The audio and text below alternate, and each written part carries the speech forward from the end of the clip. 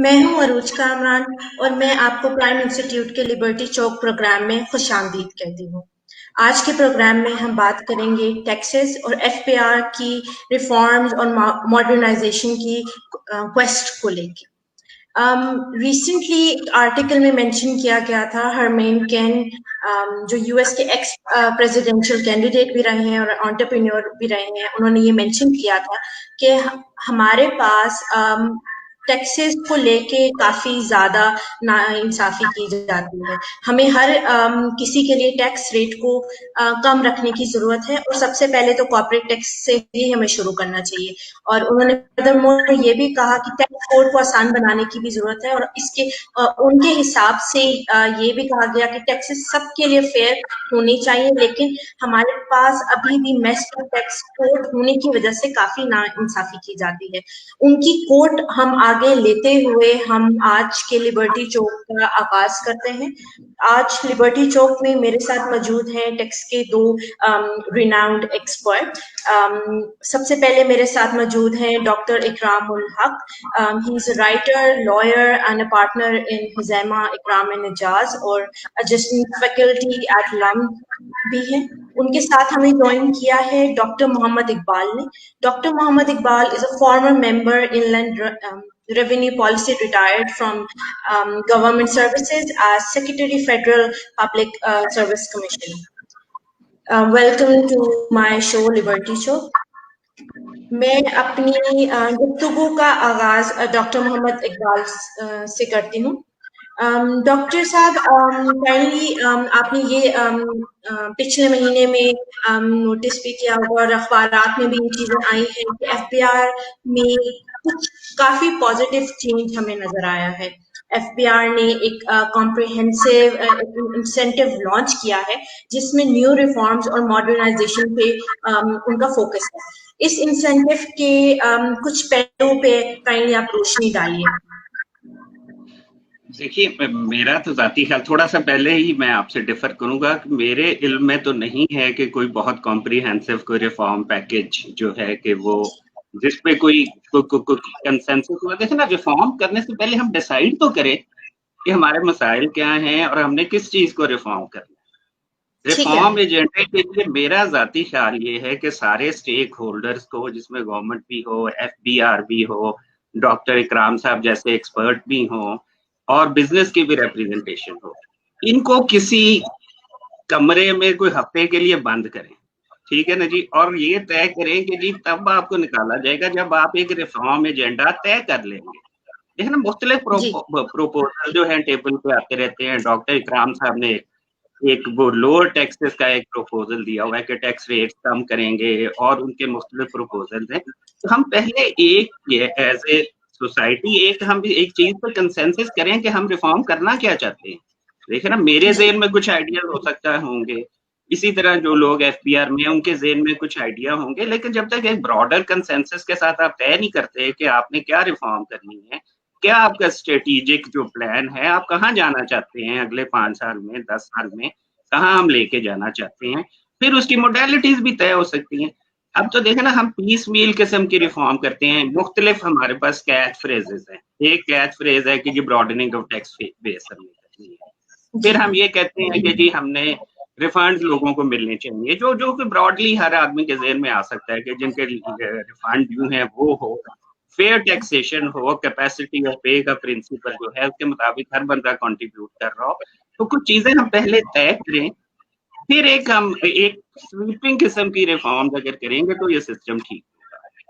تو میرے ذاتی خیال میں ابھی یہ پہلا جو ہرڈل ہے ہم نے کراس نہیں کیا، ٹھیک ہے نا جی۔ کچھ اچھی چیزیں ضرور ہوئی ہیں، جیسے کہ پچھلے سال بھی جون میں ریفنڈ دیے گئے لوگوں کے پرانے پیسے سے، ابھی بھی دیے گئے، لیکن اس کے باوجود 700 سے اوپر جو اخباروں میں رپورٹ ہوئے ہے نیشنل اسمبلی کی اسٹینڈنگ کمیٹی کے ریفرنس کے، وہاں بتایا گیا کہ 700 بلین سے اوپر ریفنڈ ہے۔ پھر آپ دیکھیں کہ آپ جو سٹیپس لے رہے ہیں کیا وہ اس کے ساتھ الائنڈ ہیں آپ کے آبجیکٹو کے ساتھ۔ ایک طرف تو میں ریفنڈس کی ہی بات کر سکتا ہوں، ایک طرف تو ہماری ایف بی آر کے یہ پرابلم ہے ریفنڈ دینا، اور ہم ریفنڈس کا والیوم بڑھائی جا رہے ہیں۔ جیسے مثلاً ہم نے اس پہ بھی ایک ڈیبیٹ ہو سکتی ہے اس اسٹیپ پہ کہ آپ نے 5 ایکسپورٹ جو اورینٹڈ زیرو ریٹڈ سیکٹر تھے ان کی زیرو ریٹنگ ختم کر دی، अब उसका लॉजिकल एक कॉन्सिक्वेंस ही होना है कि रिफंडों का वॉल्यूम जो है वो बढ़ेगा। तो जब हमसे पहले जो एग्जिस्टिंग सिस्टम में जो रिफंड थे वो हैंडल नहीं हो रहे, तो हम ऐसे मेजर्स क्यों लेते हैं कि जिनसे और ज्यादा वो प्रॉब्लम जो है कंपाउंड है। तो इसलिए मेरा ज़ाती है कि शायद जो हमें पहला काम करने वाला था वो भी करने की जरूरत है। ठीक है डॉक्टर इकराम जी, डॉक्टर इकराम आपके इस हवाले से क्या व्यूज हैं? आपके हिसाब से जो एक लॉन्च किया गया है एफबीआर की तरफ से एक इंसेंटिव जिसके अंदर एक सेपरेट विंग भी है और फुल टाइम मेंबर रिफॉर्म्स भी उसके अंदर पॉइंट किए गए हैं, इस हवाले से आपके क्या व्यूज हैं? मेरा पॉइंट है कि ने दुरुस्त फरमाया कि असल में सबसे बड़ा पहले मसला तो डायरेक्शन का होता है। अगर आपकी डायरेक्शन जो है वो ना हो तो फिर बाकी सब चीजें बेमानी हो जाती हैं।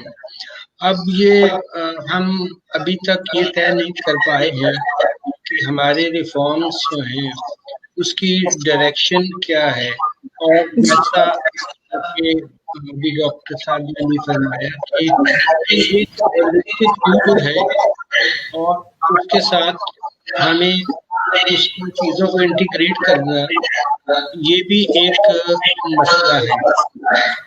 अब मेरे ख्याल में ये जो नया विंग बना है जिसका नाम मॉडर्नाइजेशन रिफॉर्म और मॉडर्नाइजेशन रखा है, उसके अंदर वो कह रहे हैं कि 6 माह पहले शायद जो पहले अप्रूवल्स हो गई थी उसके बाद अंदाजा हुआ कि काम आगे नहीं बढ़ा, तो एक 1 लाइन रिपोर्टिंग के लिए एक खास बना दिया जाए, कोऑर्डिनेशन हो जाए और सारे स्टेक होल्डर्स के लिए पहले कोई पेपर जो है पॉलिसी पेपर जो है, और मेरी इत्तला के मुताबिक शायद world bank raise revenue project का एक पेपर उनके हाथ में आया है।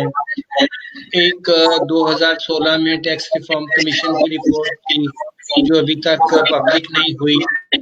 तो मैंने भी यही अर्ज किया है कि पहले तो आप एक ब्रॉड बेस जो है वो इसके ऊपर डिबेट कर लें और जो आपके पास चीजें हैं उन्हें पब्लिक कर दें, और जो स्टेक होल्डर्स हैं आप उन सब से कहें कि वो चाहे आप उनको कितना भी टाइम देना चाहें वो आप मुहैया कर लें, मगर उनसे इन राइटिंग जो है वो all Pakistan federation of chambers हो, वो ओवरसीज चैम्बर हो,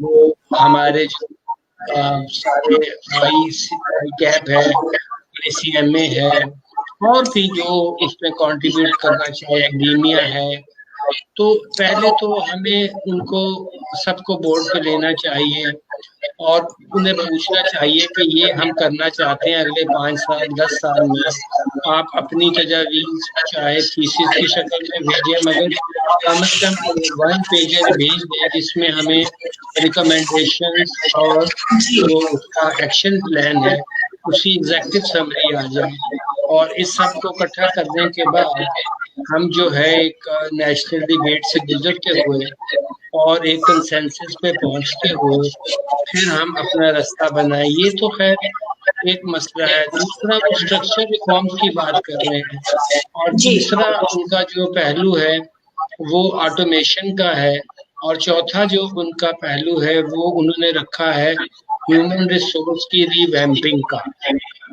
अब ये बज़ाहिर एजेंडे के जो बड़े मौज़ूआत हैं वो तो उन्होंने बयान कर दिए हैं, मगर अभी तक हमने कोई डॉक्यूमेंट नहीं देखा, चाहे वो वर्ल्ड बैंक ने उनको दिया हो रेज रेवेन्यू प्रोजेक्ट जो नया अब इन्होंने प्रोग्राम लिया है, और अभी उसको पब्लिक मैंने उनके डॉक्यूमेंट्स तो जाके देखे हैं मगर एफबीआर की साइट पर उसका जिक्र नहीं है।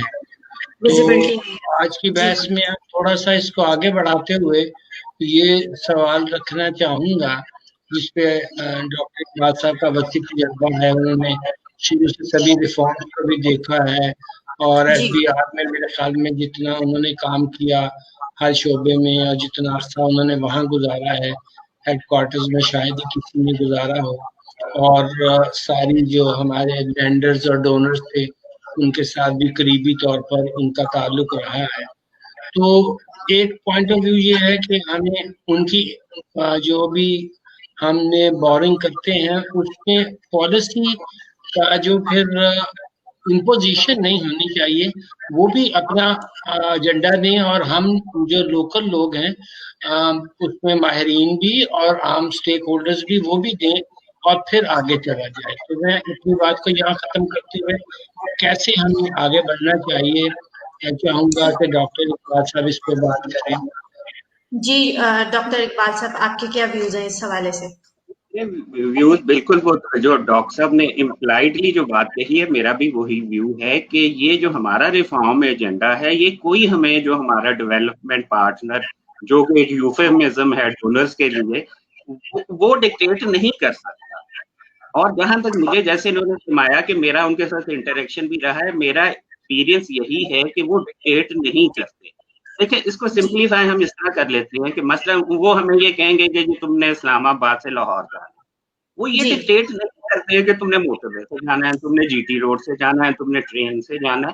یہ ایجنڈا ہم خود ہی ان کو بنا کے دیتے تھے اور وہ اس کو ایویلویٹ کر لیتے تھے. لیکن یہ کبھی ایسے نہیں ہوا ہمارے دور میں کم از کم کہ جی ہمیں ایجنڈا ایک بنا کے دیا جائے کہ جی یہ 1 2 3 4 5 اسٹیپس تم لینا ہے. وہ آبجیکٹو ان کا بھی تقریباً وہی ہوتا ہے کہ جی آپ ریونیو ریز کریں، جس میں کسی کو ڈسپیوٹ نہیں ہے کہ ریونیو ساری دنیا کو پتا ہے کہ جو ہم ریونیو اکٹھے کر رہے ہیں وہ ہمارے ایکسپینسز کے لیے کافی نہیں ہے، بلکہ اب تو سچویشن اور زیادہ گریو ہوتی جا رہی ہے. تو ہمیں بہت زیادہ بورنگ کرنی پڑتی ہے جس کے لیے ہماری اکانومی کے بے تحاشا مسائل پیدا ہوتے ہیں. تو ہمیں ایجنڈا ہی بنانا پڑے گا اور ان کو سیل کرنا، ان کو مارکیٹ کرنا پڑے گا. اگر ان کا جو بھی رول ہے وہ بھی ایک اسٹیک ہولڈر ہے تو ایجنڈا ہم خود بنائیں گے یا ہمیں بنانا چاہیے اور ان کے ساتھ اس کو شیئر کرنا چاہیے اور ان کی اس میں سے ان کی کنسنسس سے اس کو ہم آگے لے کے چلیں گے. ہم یہ نہیں کر سکتے جی، یہ ہم آؤٹ سورس نہیں کر سکتے، ریفارم کی ذمہ ڈال دیں گے کہ آپ ہمیں بنا کے اور یہ ہم کام کریں. یہ میرا اس ایشو پہ میرا یہ تجربہ ہے. جیسے ابھی آپ نے مینشن کیا کہ obviously ہم اتنی ریونیو نہیں کلیکٹ کر پا رہے. ابھی ریسنٹلی یہ بھی نیوز میں آیا ہے کہ ایف بی آر نے کرنٹ فسکل ایئر میں 593 ارب جمع تو کیے ہیں لیکن اگست کی جو کلیکشن ہے ایک بار پھر اس میں ایک نیگیٹو گروتھ ریکارڈ نظر آ رہا ہے. تو اس حوالے سے آپ کے حساب سے کیا اس کی وجوہات ہو سکتی ہیں کہ ہم اس ٹارگٹ کو بھی پھر سے پورا نہیں کر پا رہے؟ یہ میرے سے آپ پوچھ رہی ہیں. دیکھیں میں آپ کو بتاتا ہوں کہ جو جولائی میں ایک بہتر سچویشن نظر آئی تھی. پہلے تو ہمیں یہ ذہن میں رکھنا ہوگا کہ 1 سال کا ٹارگٹ اس کے لیے ہمیں ایک گروتھ چاہیے، ایئر ٹو ایئر ایک ہمیں گروتھ چاہیے. پھر اس کی جو ڈسٹریبیوشن ہوتی ہے نا منتھ وائز وہ شاید اتنی کیئرفلی نہیں ہوتی.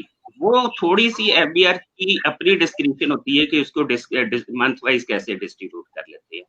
تو شاید اس کی جسٹیفیکیشن بھی ہوگی کہ پہلے 3 مہینوں میں جو گروتھ رکھی ہے وہ اینول جو ہمیں ریکوائرڈ گروتھ ہے وہ نہیں رکھی ہم نے. وہ شاید جو کہ پچھلے جولائی کا ٹارگٹ تھا اس سے کم ٹارگٹ رکھا گیا تھا اس جولائی میں، اس لیے وہ اچیو ہو گیا آسانی سے. اس کے علاوہ بھی کچھ فیکٹرز تھے، مثلا جو زیرو ریٹنگ کی میں بات کر رہا تھا یہ پچھلے سال ختم ہوئی تھی بجٹ میں اور یہ پہلا اس کا امپیکٹ آیا تھا اگست کے مہینے میں، کیونکہ جو جولائی کا سیلز ٹیکس ہوتا ہے وہ جمع ہوتا ہے اگست کے ساتھ ریٹرنز کے ساتھ.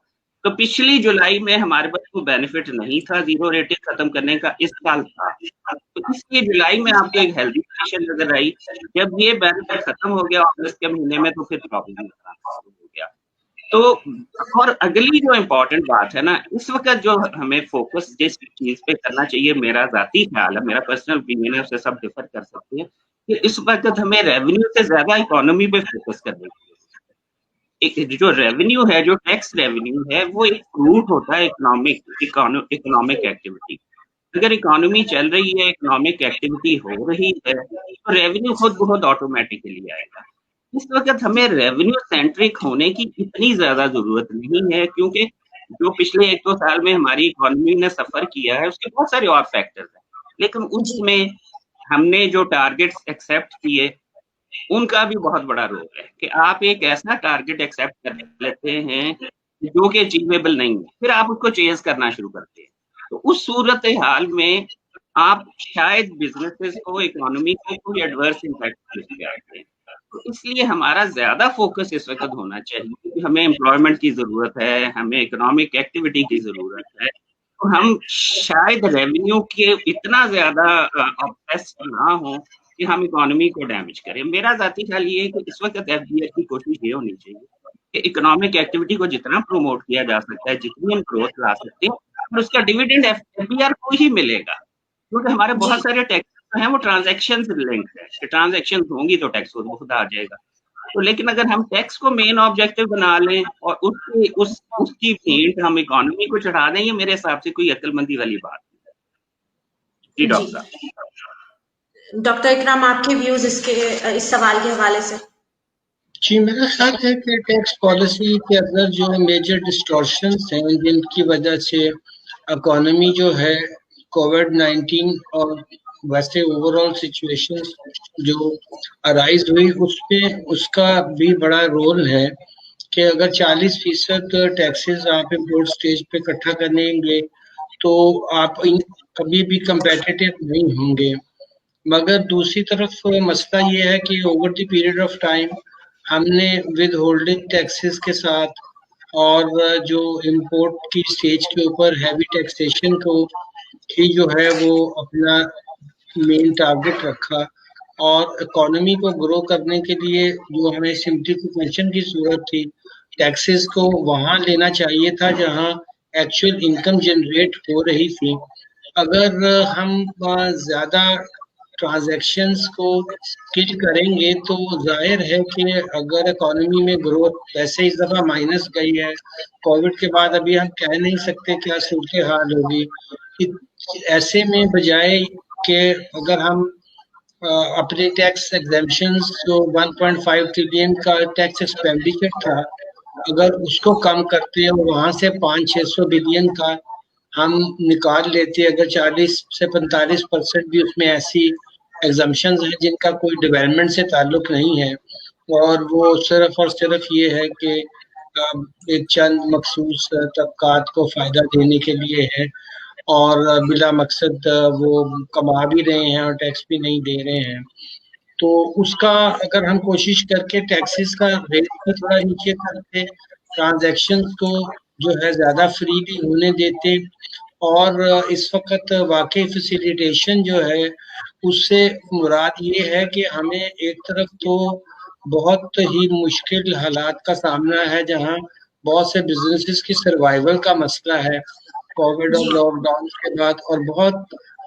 अगर सर्वाइवल हो जाती है तो फिर रिवाइवल का मसला है, और फिर तीसरी स्टेज पर दोबारा से ग्रोथ को जो है वो ऊपर लेकर जाने का, और ये पूरी दुनिया को मसाइल पेश आ रहे हैं, सिर्फ पाकिस्तान को ही नहीं।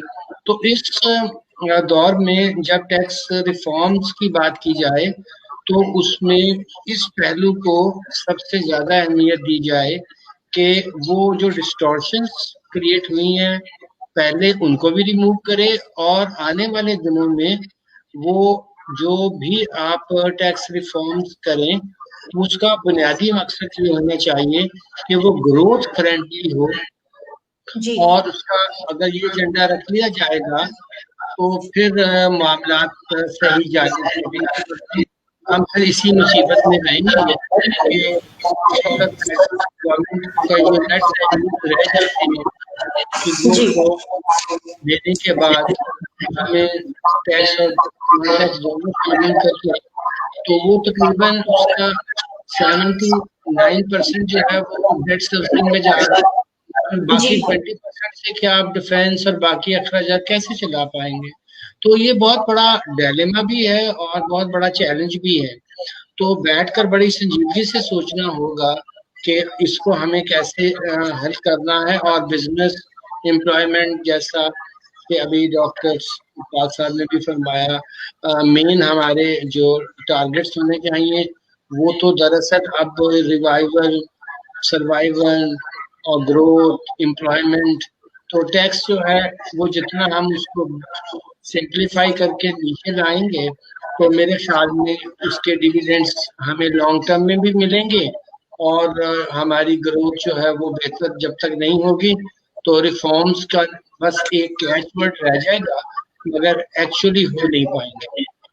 ٹھیک ہے ڈاکٹر اکرام، بار بار ایک چیز پہ ایمفیسس ڈالا جاتا ہے کہ پاکستان کو ایک نیا ماڈرن ایفیشینٹ اور ٹیکس فرینڈلی فیڈرلائز ٹیکس ایجنسی کی ضرورت ہے، تو اور یہ بھی کافی جگہوں پہ اگنور بھی کیا گیا کہ نیشنل ٹیکس ایجنسی کو بنایا جائے اور اس چیز کو ایک فیڈرلائزڈ لیول پہ لے کے آیا جائے۔ اس چیز کو اگر امپلیمنٹ کر لیا جاتا ہے تو ہمیں کیا فائدے ہوں گے؟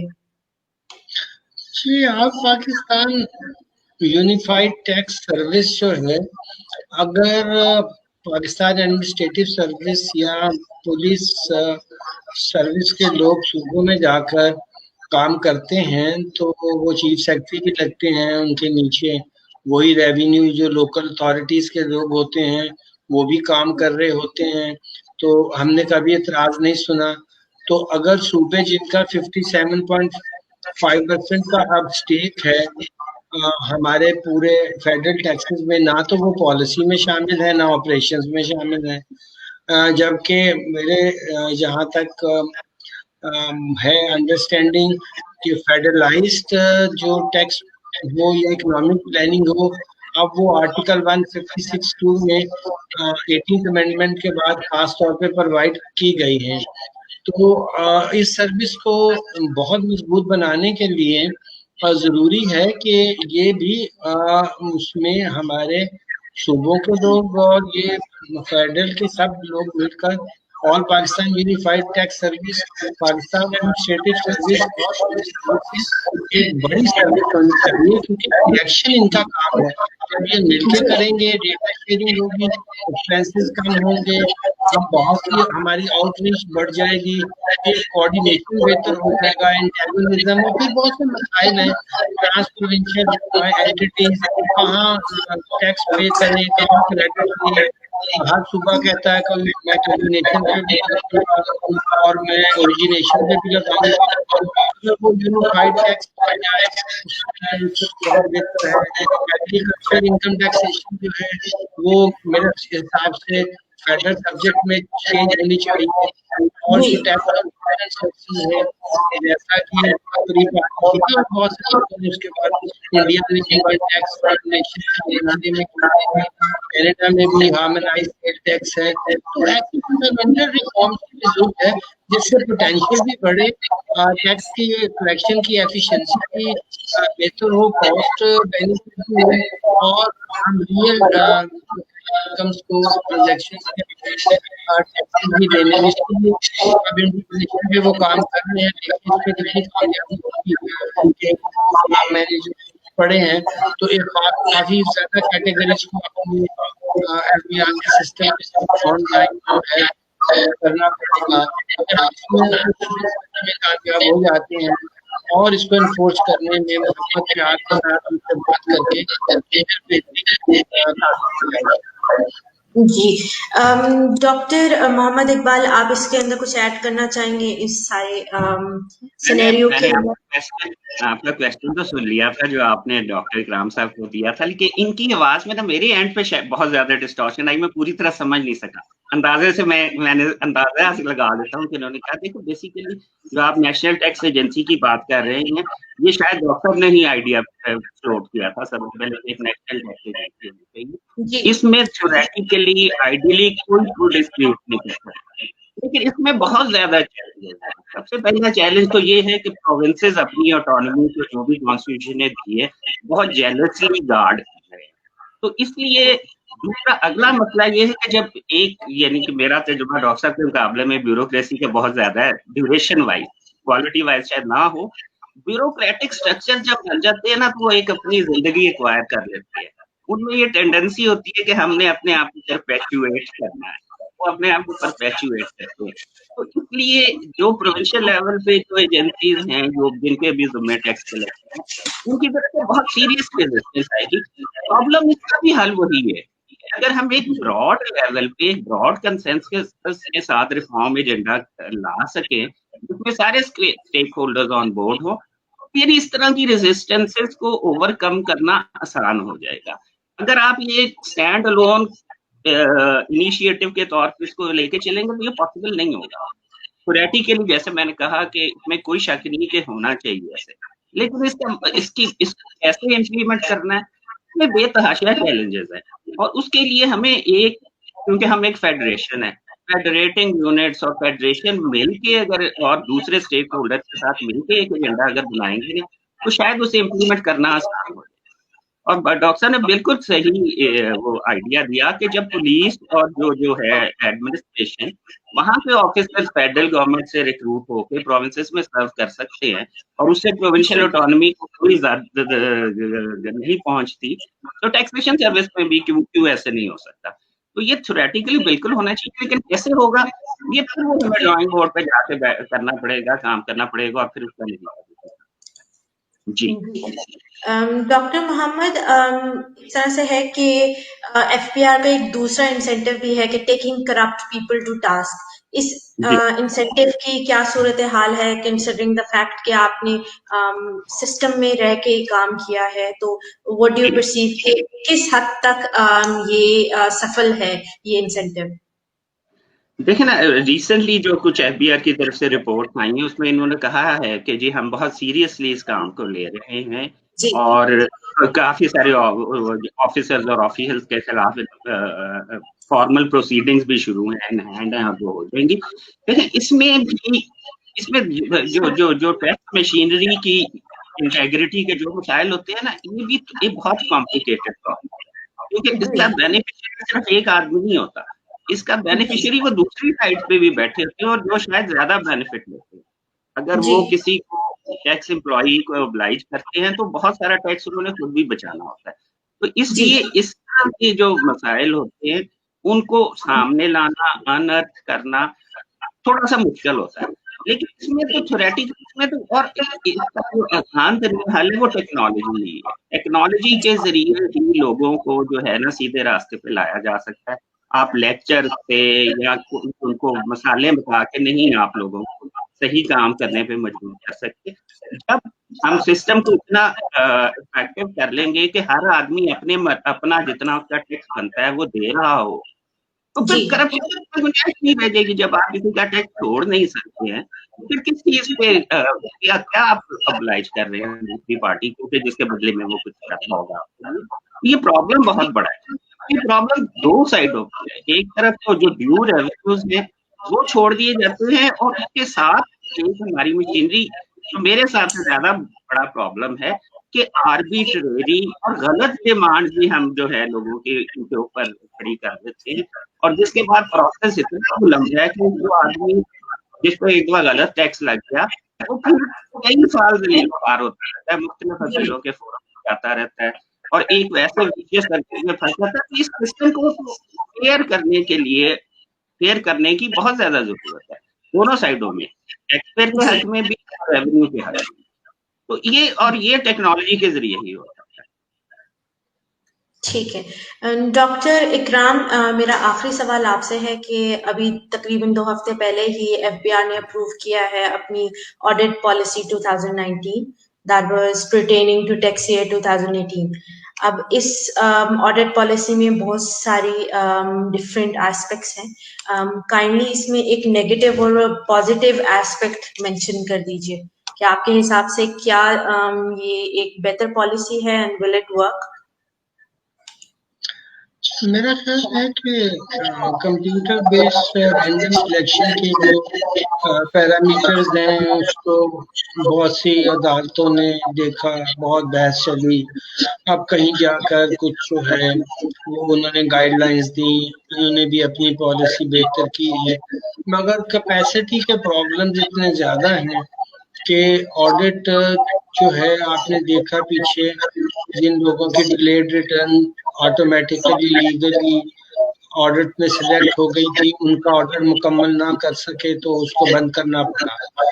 और इसकी मैं समझता हूँ कि पॉलिसी जो बनाई जाती है उसमें वही खराबी है जिसका शुरू में डॉक्टर इकबाल साहब ने भी जिक्र किया कि वो उसमें स्टेक होल्डर्स को शुरू से ऑन बोर्ड नहीं लिया जाता اور بعد میں جب وہ کوئی پیپر فائنلی سامنے آتا ہے تو ظاہر ہے کہ ایک انسان اگر 10 4 5 لوگوں کو کمرے میں بٹھا کر کوئی پالیسی بنا بھی دے تو اس کو افیکٹولی پھر کیسے امپلیمنٹ کرنا ہے، تو میرے حساب سے اس کے جو نیگیٹو پازیٹیو پہلوؤں کی بجائے جو آڈٹ کے اندر جب تک ہم اپنی پہلے کیپیسٹی امپروو نہیں کرتے اور وہ صرف اور صرف ٹیکنالوجی کے صحیح استعمال سے ہی ہو پائے گی.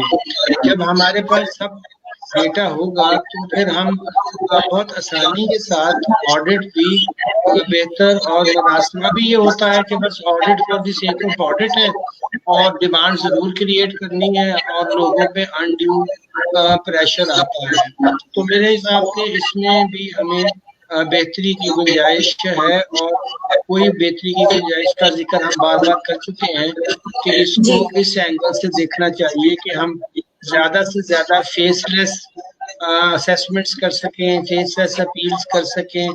ٹیکنالوجی اب یہاں پہنچ گئی ہے کہ ہمارے بہت سے قریبی اور بلکہ ہمسایہ ملک نے تو طے کیا ہے کہ وہ اس کو 60% اس سال صرف فیس لیس آڈٹ کریں گے، فیس لیس اسیسمنٹس کریں گے اور اپیلز کریں گے.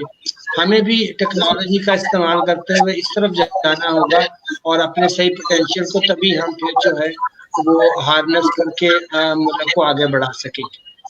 لیکن اگر دیکھا جائے تو اور لوگوں کے لیے آسانی بھی پیدا کر سکتے ہیں. یہ دیکھا جائے تو یہ کہا جا رہا تھا کہ جو کیسز ہوں گے وہ سلیکٹ ہوں گے آن دا سائنٹیفک اپروچ، جس کے اندر ایک سافٹ ویئر یوز کیا جائے گا named as risk based audit management system. اور اس میں یہ بھی کہا جا رہا تھا کہ اس it will be focused on cases with maximum non-compliant taxpayers. So don't you think کہ یہ ایک better approach ہے from before they have tried to improve the system?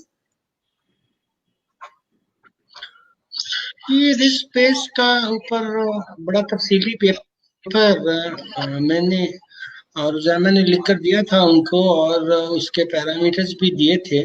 اور یہ 2018 میں جب گورنمنٹ آئی تھی انہوں نے ہم سے ریکویسٹ کی، تو میں نے ورلڈ بیسٹ پریکٹسز کے لحاظ سے میں نے روزانہ نے مل کے ایک لینتھی پیپر لکھا، جس کو اب کہیں جا کر اس میں سے وہ چیز نکالی گئی ہے کہ پہلے بجائے اس کے کہ آپ ایسے کیسز اٹھا لیں جس میں کوئی پوٹینشیل نہ ہو، تو رسک بیس میں آپ کے پاس پہلے سے کچھ ایسی معلومات ہیں جس کی بنیاد پر آپ پھر آڈٹ کے سسٹم کو بھی بہتر کر سکتے ہیں، کریڈیبل بھی بنا سکتے ہیں، اور وہ جو لاس آف ریونیو ہے اس کو بھی ریکوپ کر سکتے ہیں. تو اس حد تک میں مطمئن ہوں کہ کم از کم ایک پیراڈائم شفٹ اس کی طرف آئی ہے اور یہ بہتری کی طرف جا رہا ہے. چلیں دیٹس گریٹ. اب ہم پروگرام کے اختتام کی طرف چلتے ہیں. ڈاکٹر محمد اقبال، آپ اپنے ٹیک اوے پوائنٹس بتا دیں کہ ابھی ہماری اجازت دے نا تو میں تھوڑی سی بات آڈٹ پہ کرنا چاہتا ہوں. جی ہم کلیم کر رہے ہیں کہ ہم رسک بیس آڈٹ کریں گے، یعنی کہ ہم جو جن کیسز میں کوئی مسئلہ ہوگا ان کو سلیکٹ کریں گے اور ان کا آڈٹ کریں گے. دوسری طرف اس سال ہم نے لا میں ایک چینج کیا ہے. پہلے لا کہتا تھا کہ جی آڈٹ کی سلیکشن کے بعد اگر آپ نے ٹیکس لگانا ہے تو آپ ڈیفینیٹ انفارمیشن کے بیسس پہ. اس سال یہ کر دیا گیا کہ یہ ڈیفینیٹ انفارمیشن نہ بھی ہو تو پھر بھی اسسمنٹ گورنمنٹ کیا جا سکتا ہے، انکم ٹیکس آڈٹ. یہ جو ہمارے ایکشن ہیں یہ ہمارے کلیمز کو سپورٹ نہیں کرتے. جب ہمارا اگر آڈٹ کا سسٹم بہتر ہو رہا ہے تو پھر ہم یہ ڈیفینیٹ انفارمیشن کی شرط کیوں ہٹا رہے ہیں، کیوں یہ اپنے آفیسرز کو اجازت دے رہے ہیں کہ جی آپ ڈیفینیٹ انفارمیشن نہ ہو پھر بھی ٹیکس لگا دیں. تو یہ اسی لیے میں صرف کہہ رہا ہوں کہ اگر ہمارے پاس ایک ریفارم ایجنڈا ہو کمپریہنسو تو پھر آگے ہم ایک شیٹ میں وہ اسٹیپس بتا سکتے ہیں کہ جی کہ یہ چیزیں فلاں ڈیٹ تک ہوں گی، اور کیا ہم جو ایکشن لے رہے ہیں پالیسی میں اور ایڈمنسٹریشن میں کیا وہ towards furtherance of that reform agenda ہے یا اس کے کانٹریری چل رہا ہے. تو اس لیے آپ پھر وہیں آئے گا جہاں سے بات میں نے شروع کی تھی کہ پہلے آپ ایک ریفارم ایجنڈے پہ اگری کریں اور پھر اس کو اچیو کرنے کی کوشش کریں. آپ ایسے اسٹینڈ الون اگر اسٹیپ لیتے رہیں گے تو اس کا وہ 1 اسٹیپ فارورڈ 2 اسٹیپ بیکورڈ والے ہم کرتے رہیں گے ہمیشہ. جی जी, that is your take away point कि हमारे पास एक रिफॉर्म एजेंडा होना चाहिए, जो आपने इनिशियल में मेंशन किया था। डॉक्टर इकराम, आपके टेक अवे पॉइंट्स क्या हैं? किस तरीके से हम अपने टैक्स सिस्टम को और अपने सिस्टम को बेहतर कर सकते हैं? जी, मेरे ख्याल में दो चीजों की तरफ तवज्जो दिलाना चाहता हूँ। एक तो हमें अपने ह्यूमन रिसोर्स को बेहतर करना चाहिए, और दूसरा टेक्नोलॉजी का जो अब हमारे पास पूरी दुनिया में प्लेटफॉर्म्स मौजूद हैं, बेस्ट प्रैक्टिसेस मौजूद हैं, बजाय कि हम पीछे की तरफ जाएं, बल्कि हमें फॉरवर्ड लुकिंग होना चाहिए। और तीसरा ये कि इंटीग्रेटेड जब तक हम और ब्रॉड बेस जो सारे स्टेक होल्डर्स को लेकर नहीं चलेंगे, तो कोई भी रिफॉर्म जो हैं वो किसी नतीजे की तरफ नहीं जा पाएंगे। ठीक है, शुक्रिया फॉर ज्वाइनिंग लिबर्टी चौक। ये आज हमारा प्रोग्राम था जिसके अंदर हमने एफबीआर और टैक्सेस की जो सूरत हाल है उसके बारे में काफी डिटेल में हमने अपने दो एक्सपर्ट से सुना। Thank you so much for watching. Until next time, keep watching liberty Chowk. Thank you.